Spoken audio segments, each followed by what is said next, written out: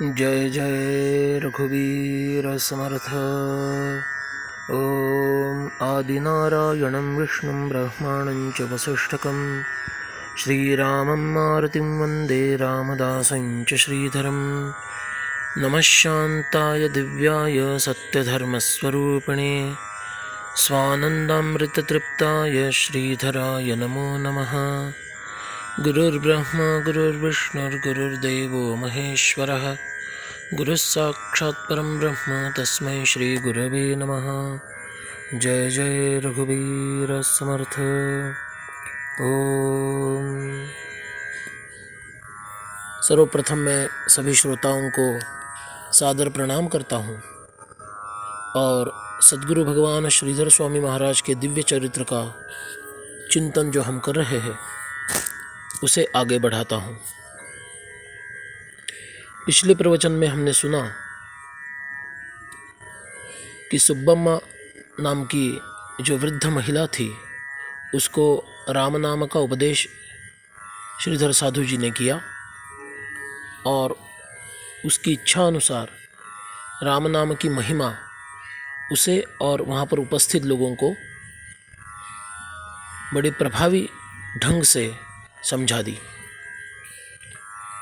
उन लोगों ने स्वामी जी का स्वास्थ्य ठीक नहीं है यह देखकर वहीं पे विश्राम करने का आग्रह किया, किंतु उन सबको आशीर्वाद देकर श्रीधर साधु जी आगे निकल पड़े।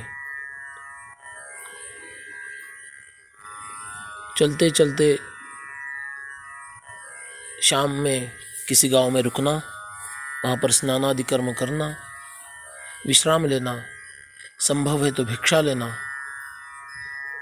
पुनः सुबह प्रातराह्निक पूर्ण करना और आगे बढ़ना। वर्षा, जोरों की हवा, ये सब चल ही रहा था और उस स्थिति में केवल एक कौपिन पर श्रीधर साधु दक्षिण की दिशा में जा रहे थे। सागर नाम के गांव के पास पूर्व परिचित एक युवा नारायण हेगड़े नाम का उन्हें मिला। उसे बड़ा आनंद हुआ श्रीधर साधु जी को मिलके और आग्रह से वो अपने घर उन्हें लेके गया। वहाँ पे कुछ फलाहार करने के बाद उसकी इच्छा के अनुसार श्रीधर साधु जी ने नारायण हेगड़े को युवानों का कर्तव्य इस अर्थ का उपदेश किया। धर्मार्थ और काम ये तीन पुरुषार्थ प्राप्त करके मोक्ष पुरुषार्थ की प्राप्ति कैसे करनी चाहिए, इसकी सरल विधा क्या है, सनातन वैदिक धर्म की शिक्षा क्या है और आज के समय वो कैसा करना चाहिए, ये सब बड़ी सुलभता से प्रभावी ढंग से उन्होंने उसे समझा दिया। अगले सुबह उसकी प्रार्थना से प्रभावित हुए बिना मुझे आगे बढ़ना है और रामेश्वरम की ओर जाना है, ऐसा कहकर उसे आशीर्वाद देकर श्रीधर साधु जी आगे बढ़े। अब उनका ज्वर और भी बढ़ रहा था, उनको चलना कठिन हो रहा था, प्यास से मुख पानी की अपेक्षा से सूख गया था। चलना तो चल ही रहा था, उसमें एक नगर में आकर नगरेश्वर महादेव के मंदिर पर श्रीधर साधु जी पहुंच गए। जल की अपेक्षा उन्होंने वहाँ के पंडित जी से की, किंतु वे अभिषेक करने में मग्न थे। तो वहीं पर एक मलयाली व्यक्ति जो साधु जी को देख रहा था बड़ी प्रेम से उन्हें अपने घर लेके गया। वह व्यक्ति वैद्य था। उसने नाड़ी परीक्षा की और तुरंत भांप लिया कि साधु जी को विषम ज्वर हुआ है। वो जो भी औषधि देता वो उल्टी के माध्यम से बाहर निकल जाती थी। श्रीधर साधु जी ने कहा कि अब औषधि बंद करो, मुझे केवल पानी पिलाओ।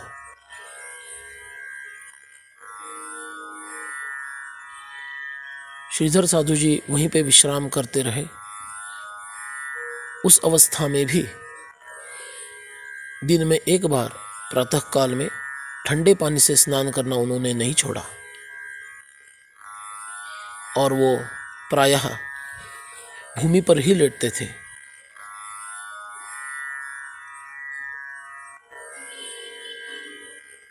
कुछ पंडित लोग, कुछ वेदांत के अभ्यासक उन्हें मिलते और उनमें आध्यात्मिक चर्चाएं होती थी।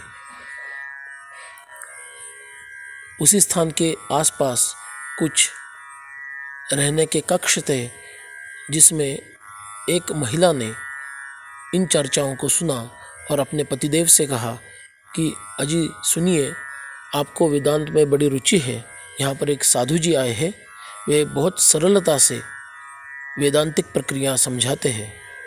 यदि आपकी इच्छा हो तो आप आपकी शंकाएं और प्रश्न उन्हें पूछ सकते हैं। यह व्यक्ति कृष्णमूर्ति नाम से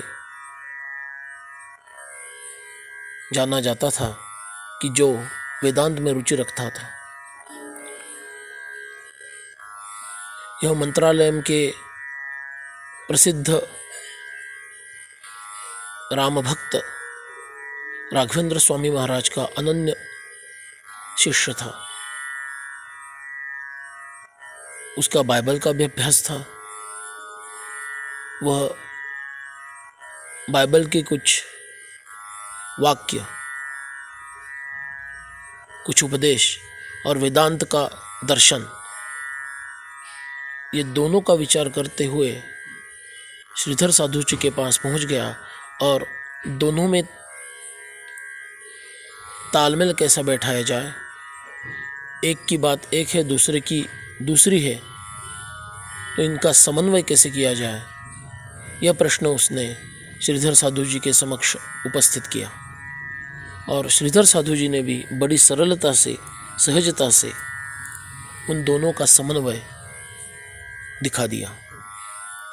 इससे कृष्णमूर्ति बड़ा प्रभावित हो गया और ये बहुत बड़े महात्मा दिखते हैं, बड़े ज्ञानी दिखते हैं, ऐसा उसे प्रतीत होने लगा। उसकी श्रद्धा बढ़ती गई और वह हर एक प्रकार से उनकी सेवा में रत हो गया। एक दिन रात में प्रत्यक्ष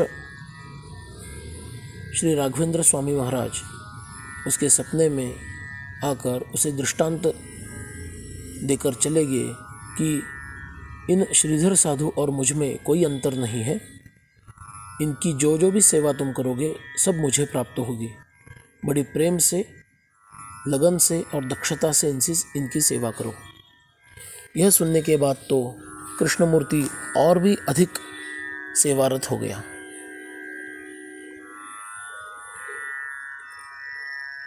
ऐसे ही एक दिन कुछ विद्वान लोग श्रीधर साधु जी का नाम सुनकर वहाँ पर उनसे शास्त्रार्थ करने के लिए पहुँच गए।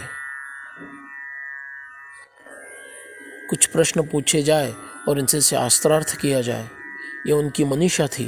वो वहाँ पर आकर पहुँच गए।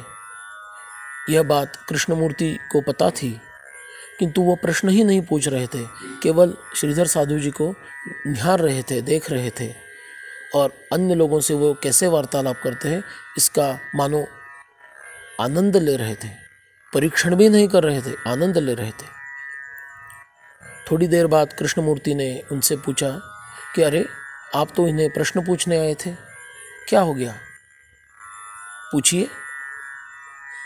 तो उनमें से एक विद्वान बोला, हम प्रश्न तो पूछने आए थे, किंतु हम इतने मंत्रमुग्ध हो चुके हैं कि अब हमें हमारे प्रश्न ही भूल गए हैं।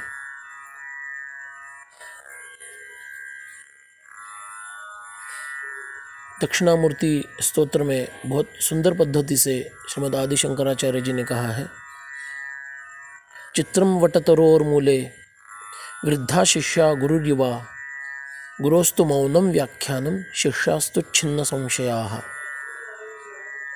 वटवृक्ष के नीचे एक बहुत बड़ा विचित्र दृश्य है, जहाँ पर युवा गुरु बैठा है और बड़े बड़े तपस्या करने वाले, सहस्रों वर्षों तक तपस्या करने वाले बड़े बड़े ऋषि मुनि ये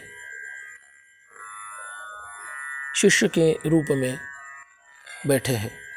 किंतु यह गुरु दक्षिणामूर्ति भगवान शिव ये बड़े युवा है, 16 वर्ष के मानो उनकी आयु है, और वे प्रवचन करते हैं। उनका प्रवचन कैसे? मौन का प्रवचन है, और उसी से इन सभी शिष्यों के प्रश्न समाप्त हो जाते हैं। कुछ ऐसे ही अनुभूति यहाँ पर हमें दिखने को मिली, और वे लोग चले गए और ये कहा कि इनके जैसा महान व्यक्ति, महात्मा हमने आज तक नहीं देखा। उनमें से एक व्यक्ति, एक विद्वान, हर दिन श्रीधर साधु जी को गाय का दूध लेके आता था। श्रीधर साधु जी 41 दिन तक केवल पानी पे रहे। बाद में धीरे धीरे उन्होंने फल लेना प्रारंभ किया, दूध लेना प्रारंभ किया। प्रायः वे भूमि पर ही सोते थे। कृष्णमूर्ति ने उनके लिए अब घास फूस की शैया तैयार कर दी और प्रार्थना की कि आप कृपया इस पे लेटा करिए। उसकी प्रार्थना देखते हुए श्रीधर साधु जी उस पर लेटने लगे। किंतु कुछ दिन बीत गए और कृष्णमूर्ति ही अस्वस्थ हो गए, और कुछ ही दिनों में इनकी अस्वस्थता इतनी बढ़ी कि अब ये संभवतः मर जाएंगे, जीवित नहीं रह पाएंगे, ऐसी अवस्था आ गई। उनके पत्नी को बड़ा दुख हुआ कि मेरे पति ने साधु की इतनी लगन से सेवा की और उसका फल ये है, इनकी दुरवस्था और संभवतः मृत्यु। श्रीधर साधु जी को ये कुछ पता नहीं था। उन्हें लगा कि संभवतः कृष्णमूर्ति बाहर गांव गए हैं, इसलिए आजकल नहीं आ रहे हैं। इधर उधर से उन्हें जब पता चला कि कृष्णमूर्ति अत्यवस्थ है, तो उसे मिलने के लिए श्रीधर साधु जी उसके घर पहुँचे, और उसकी वह दशा देखकर उन्हें बड़ा दुख हुआ। उसने उसी अवस्था में उन्हें प्रणाम किया। उसके पत्नी का भाव समझकर श्रीधर साधु जी ने मन ही मन भगवान रामचंद्र और सद्गुरुदेव समर्थ रामदास जी को प्रार्थना की कि किसी व्यक्ति को ऐसा न लगे कि साधु की सेवा करने का फल मृत्यु है, इसलिए कृपया इसे स्वस्थ कर दीजिए। और ऐसा कहकर वे उसके पास पहुँचे और प्रेम से उसे उठाकर उसकी पीठ सहलाई। उसे इतना आनंद हुआ, आज तक उसे ऐसे प्रेममय स्पर्श का अनुभव नहीं था। और उसे आशीर्वाद देते हुए श्रीधर साधु जी ने कहा कि निर्भय हो जाओ, तुम कुछ ही दिनों में ठीक हो जाओगे। सभी वैद्य, हकीम, डॉक्टर सभी ने आशाएं छोड़ दी थी, किंतु श्रीधर साधु जी ने कहा कि कुछ ही दिनों में तुम स्वस्थ हो जाओगे, और हुआ भी वैसे ही। कुछ ही दिनों में कृष्णमूर्ति स्वस्थ हो गया। यह है साधु का वचन, साधु का अधिकार और साधु का सामर्थ्य।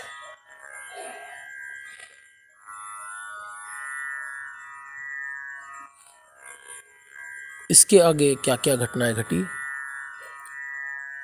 यह हम कल की प्रवचन में देखेंगे। आज यहीं पे विराम लेते हैं। सभी श्रोताओं को मैं पुनः एक बार वंदन करता हूँ और अपनी वाणी को विराम देता हूँ। जय जय रघुवीर समर्थ।